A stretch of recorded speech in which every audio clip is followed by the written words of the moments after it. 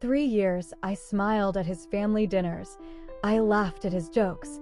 I kissed him goodnight, every single night, while a part of me was already dead inside.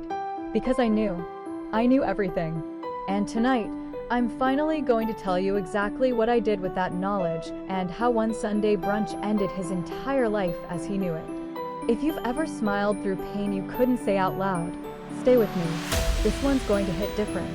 My name doesn't matter. What matters is what happened to me. I'll call myself Mara for the story, and I'll call him Dean. Dean and I met at a mutual friend's wedding. He was charming, the kind of charming that makes you forget to ask questions. He pulled out chairs. He remembered my coffee order after one conversation. My mother loved him instantly. She said, finally, someone who treats you right.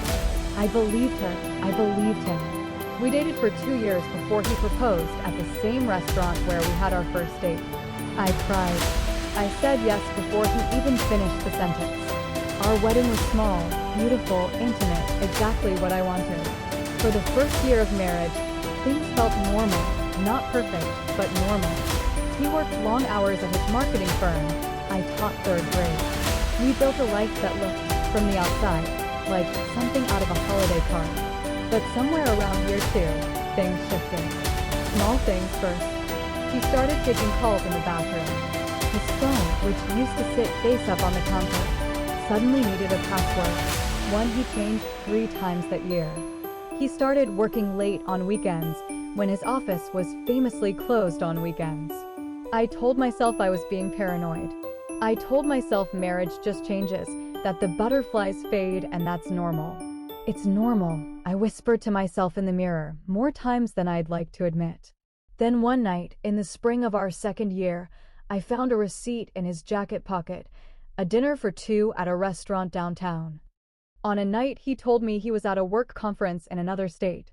I didn't confront him. Not that night.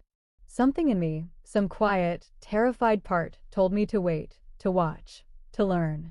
So I did. I started noticing patterns.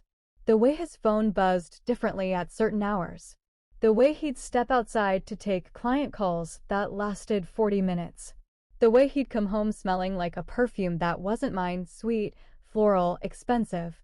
I'd lie next to him at night, staring at the ceiling, replaying every lie like a movie I couldn't turn off. I want you to understand something. I am not a passive person. I am not someone who lets things happen to her. But grief does strange things to a person. And what I was grieving even then was the marriage I thought I had. So instead of screaming, instead of breaking dishes or packing a bag, I started collecting. Every receipt that didn't match his story, I photographed and saved to a private cloud folder. Every late-night text that flashed across his lock screen when he fell asleep on the couch, I wrote down dates, times, words. I built a spreadsheet, cold, clinical, methodical. Column A, date. Column B, his alibi. Column C, the truth I uncovered. By the end of the 1st year, that spreadsheet had over 140 entries. People ask me now, how did you stay so calm for 3 years? And the truth is, I wasn't calm. I was performing calm. Every dinner with his parents, every anniversary photo with a caption like, still my favorite person, that was armor. That was survival. There was a woman. I'll call her Renata. She worked at a marketing agency that partnered with Dean's firm. I found out about her 8 months into my quiet investigation through a comment she left on his work page, too familiar, too warm for a coworker. I looked her up. Pretty. Younger.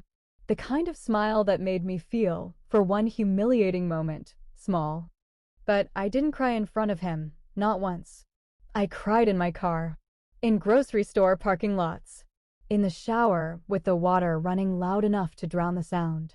By year 3, the affair wasn't even subtle to anyone paying close attention, and I was paying the closest attention of all. He'd taken her on a weekend trip he told me was a guy's golf retreat. He bought her a necklace I found buried in a credit card statement.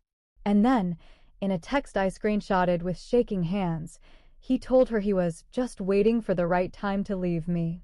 The right time. As if I were a lease he was waiting to expire.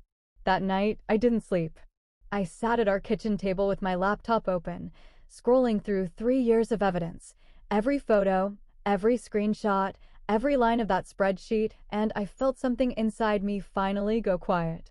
Not sad quiet, decided quiet. Picture this moment with me, because it's the one that changed everything. It was a Sunday. His parents were hosting their annual family brunch, the same brunch they'd hosted every year since our wedding. 40 people. Aunts, uncles, his business partners, even Renata's boss, who happened to know his mother from church. I wore the blue dress he once called his favorite. I curled my hair. I smiled at the door when his mother hugged me and said, "You look radiant, sweetheart." Then, halfway through brunch, I stood up. I didn't yell. I didn't cry. I simply connected my phone to the television in their living room, the same one they used for slideshows at every family gathering, and I pressed play on a folder I had quietly prepared the night before. Screenshots. Receipts. Hotel confirmations. The text where he called me Elise. Photos of him and Renata on nights he told me he was working. I just wanted everyone to see what I've been carrying alone. For 3 years, I said, my voice steadier than I ever thought it could be. The room went dead silent. His mother's coffee cup slipped from her fingers. I remember the sound of it shattering against the floor more clearly than almost anything else that day. Dean's face went the color of paper. Renata's boss, sitting 2 seats down, slowly turned to look at her with an expression I will never forget. "You don't have to believe me," I said. The receipts already told the truth. I picked up my purse and I walked out of that house for the last time, into the cold spring air, finally breathing like a person who'd put down something unbearably heavy. The aftermath came fast. Renata was let go within 2 weeks. Her boss didn't take kindly to learning about a years-long affair partly conducted on company travel budgets. Dean's business partners, several of whom were at that brunch, quietly began pulling away from him professionally. His mother, the same woman who once told me I was finally treated right, called me 3 days later, crying, apologizing for things she never even knew were happening under her own roof. Dean called me 47 times that first week. I know, because I counted. I didn't answer once. The divorce was finalized 8 months later. I kept the house. I kept my name. And slowly, painfully, beautifully, I started to feel like myself again. If there's one thing I learned from those 3 silent years, it's this: patience and weakness are not the same thing. Sometimes staying quiet isn't surrender, it's preparation. I also learned that the people who beg you to move on the fastest are often the ones most afraid of what you might say if you stayed. And maybe the biggest lesson of all, the truth doesn't need you to scream it. Sometimes, silence with evidence is the loudest thing you can ever do. So tell me, what would you have done in that living room? Stayed quiet a little longer or burned it down sooner? If this story moved you, hit that subscribe button right now. We share real, raw betrayal stories every single week on Betrayal Shadows. Drop a comment below telling me, what would you do